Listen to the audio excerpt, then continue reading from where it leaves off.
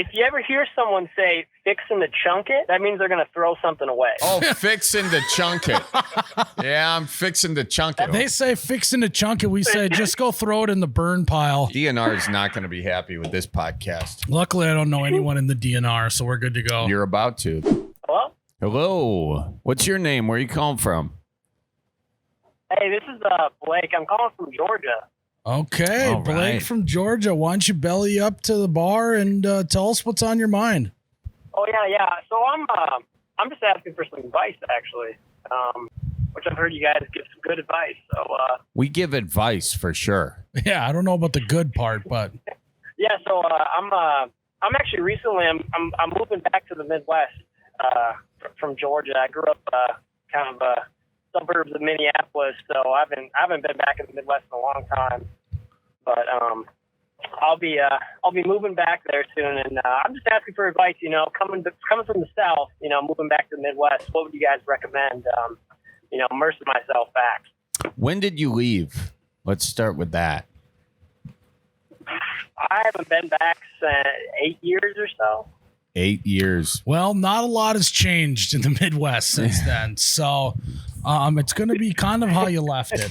Your blood is probably thinned a little bit, though. You probably forgot just how cold it is. Not mentally, but sort of, you know, the kind of undertone. You'll probably get colder than you were before. So I would buy some coats, some big coats again when you get Yeah, here. you're going to want a coat.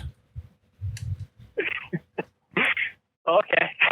That's our advice. Yeah, well, Thank you for calling in. Get a coat and come back to the Midwest. No, I'm just kidding. What are you doing when you get back Well, here? where are you moving to? Yeah, we need a little bit more details on the deal.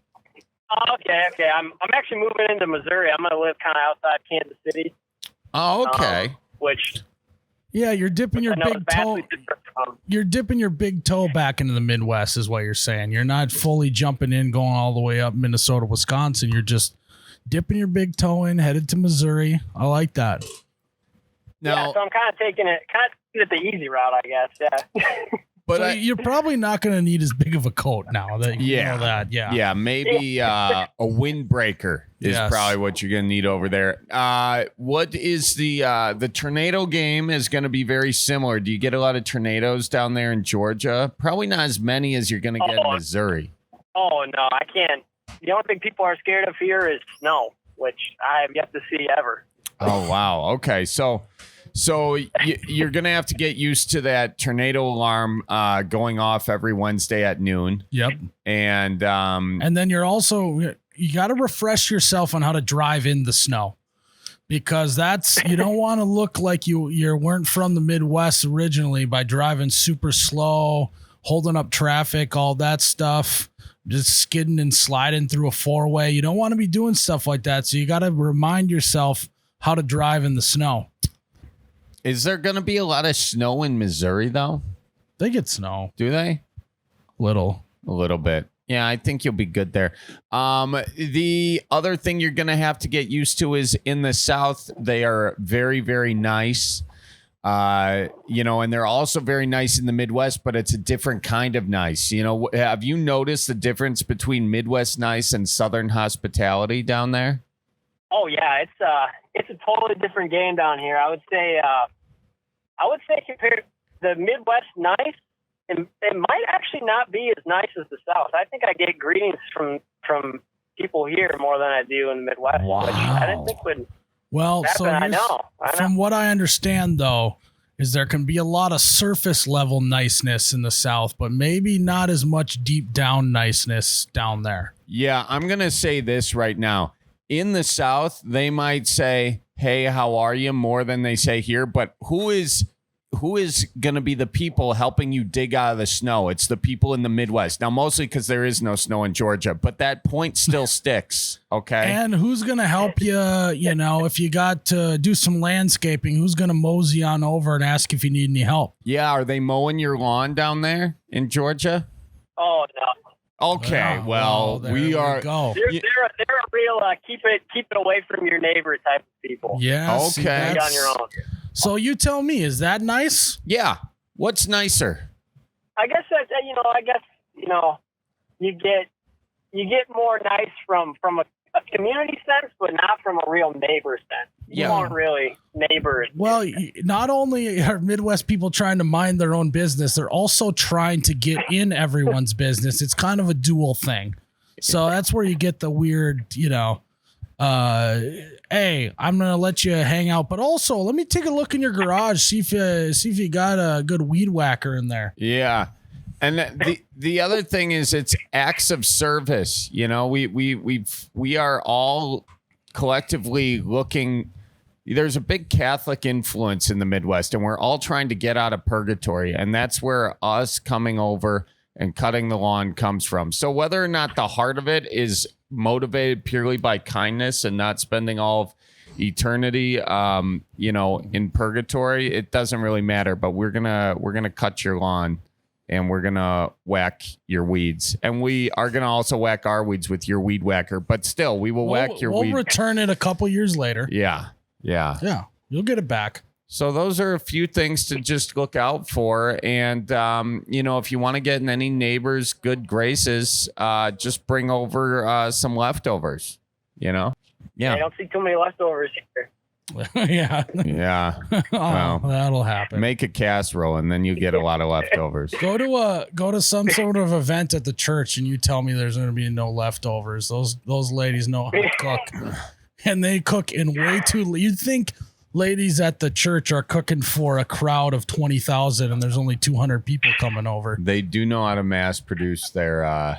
They have no idea how to scale down recipes at all. I'm just wondering how they're pushing out so much food. I don't know where they're getting the. Well, they got a little extra time, in the summer. There's none of the CCD classes or whatever, so they got some extra time.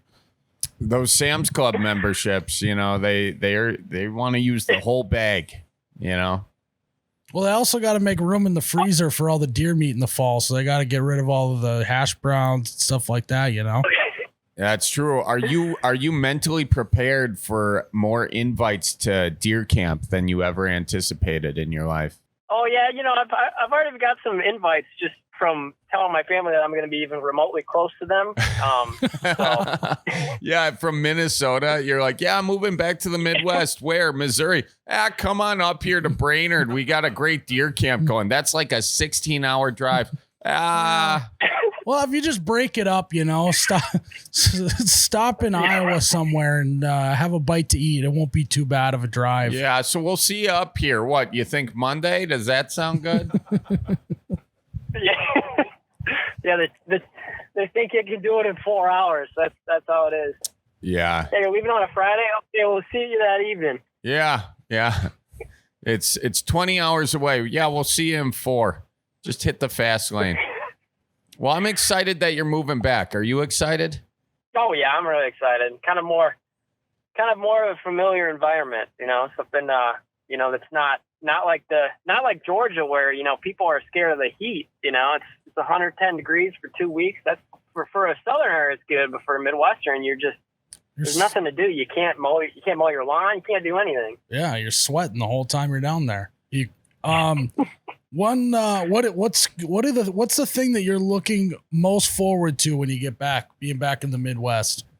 Oh gosh. I would say the fall, the brisk fall. Oh, I'm not you don't get those here. So I'm looking forward to the cooler morning. The change of the season is really what you're looking for. Reminds you that time is passing and life is short. And we're all here for just a little blip on the universal radar, and so it's important to go shoot a deer and drink a couple 2-tree beers. Poetry we wanted to leave you with today. Well, I got some advice for you guys, actually. Yeah, let's do it. And you know what? You got the Midwest goodbye going great, actually. You've got that down pat. This is perfect. Why don't you crack open another beer and then you can head out. Yeah, what's the advice? Yeah, so if you ever hear someone say fixing to chunk it down here, that means they're going to throw something away. 6 in the chunk it. Fixing to chunk it. Oh, fixing to chunk it. Yeah, I'm fixing to chunk it. That's a phrase I'm jealous of. That honestly. is a cool phrase. I will concede to that. I wish that was a Midwest phrase so badly. Fixing to chunk it. Wow. Usually here you just dig a hole and throw all your garbage in there and cover it up. How are you getting rid of garbage? Or just burn Yeah. everything that you want to get rid of. That's a Southern thing, too. They say fixing to chunk it. We say just go throw it in the burn pile. You ever smell burnt rubber? DNR is not going to be happy with this podcast. Luckily, I don't know anyone in the DNR, so we're good to go. You're about to. They're going to be knocking at your family door. Yeah, we had a caller call in saying that the police were outside. We had to come out with our hands up. Instead, it's going to be the DNRs knocking at our door Yeah. here. Checking your freezer. Yeah. Well, I mean, that's. Are you saying that we should start using fixing to chunk it? I'm thinking we can kind of adopt it. Yeah. Maybe. I like that a lot. Yeah, I really do. We can start saying that, Charlie. Yeah, let's just start. Yeah, I'm fixing to chunk it. God, It does rolls off the tongue. It does man. sound like it is a Midwest phrase, to be honest. Let's just steal it and see if anyone notices. Yeah. All right. Hey, you convinced us. That's great advice. We're gonna start saying fixing to chunk it. That's good. The people here would appreciate it. All right. I talk about ice fishing down here, and people kind of get scared and think I'm a little crazy. They don't really know it's a thing. Well, that's how we keep everyone out of the Midwest. Is we tell them we go out on the frozen lake with cars and campers and stuff. Yeah, they think we're Florida up here. You know, they think we're a frozen Florida up here, but that is what keeps them away. So it keeps the population low and the walleye population high. There you go. Well, we appreciate you calling in, man. This is great. I'm glad that you're moving back to the Midwest, and we're excited. We're excited for you to hit a small town bar and have a couple 2 Tree beers. Oh yeah, excited to belly up and be with the good old friends. Somehow you don't ever lose friends in the Midwest. So. No, they won't forget you. Well, thank you for your advice. Well, thank you for your advice, man. We appreciate you calling in. I broke a glass here. I'm fixing to chunk it. Okay. Oh yeah, there you go. I think we got it down. Appreciate it, man. Down. Have a good one. Yeah, you as well. Thank you. All right. Watch for deer now on your drive home. Well, yeah. Tell your folks. Tell your aunt I said hi. Oh yeah, we'll do. Okay. All right. Real good. Bye now. Bye-bye. I think that I kind of mad that we didn't think of fixing to chunk it. Fixing to chunk it is so good. Golly. That was a nice fella. That was a nice fella. You had a burn pile, right? I mean, yeah, but I don't want to admit that on the freaking thing. You know, my grandpa, I'm fond of, like, yeah, he would. Honestly, he got better over time. You know, yeah. I remember when I was a kid, it was just this big aerosol cans, yeah, rubber tires. It's just a big barrel, like one of those rusted out barrels with holes in the side, you know, and there's just all this crap in there. And I was like, wait, aren't we not supposed to be burning it? But then over time, he just kept it to brush. Okay. You know? Yeah, that makes sense. I think the DNR may have visited. You know, that might have been it. Yeah. All right. You can smell the rubber tires from Myles. Yeah. And you see the black smoke. You know, you're really giving yourself away when you burn tires. Yeah. Yeah. You shouldn't do that.